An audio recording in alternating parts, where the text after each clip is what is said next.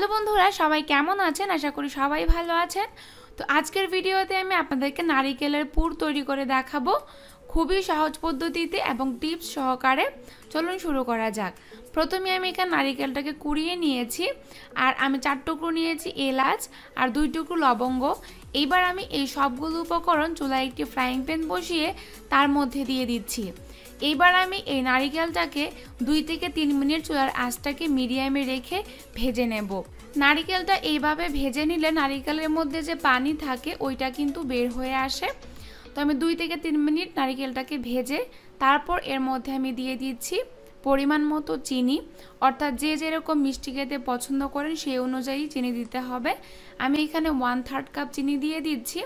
এবার আমি চিনিটাকে নারিকেলের সাথে খুব ভালোভাবে মিক্স করে নিচ্ছি। মিক্স করা হয়ে গেলে যখন চিনিটা গলে যাবে তখনই কিন্তু পুরটাকে নামিয়ে নিতে হবে। কোনো অবস্থায় কিন্তু ড্রাই করা যাবে না, সেক্ষেত্রে কিন্তু পিঠার জন্য পারফেক্টভাবে পুরটা তৈরি হবে না। তো নারিকেল দিয়ে কিন্তু অনেক পিঠাই বানানো যায়। আজকের এই রেসিপি ফলো করে কিন্তু আপনারা যে কোনো ধরনের পিঠা বানাতে পারবেন। আর পুর তৈরি করা কিন্তু অনেক সহজ যদি আপনারা স্টেপগুলো খুব ভালোভাবে জানেন। তো পুরটা আমার রেডি হয়ে গেছে, এই পর্যায়ে আমি নামিয়ে নিচ্ছি। আবারও বলছি, কোনো অবস্থায় কিন্তু ড্রাই করবেন না। তো আশা করছি আমার আজকের ভিডিও আপনাদের ভালো লেগেছে। ভালো লাগলে লাইক, কমেন্ট, শেয়ার করবেন। আমার চ্যানেলটি সাবস্ক্রাইব করবেন। ধন্যবাদ।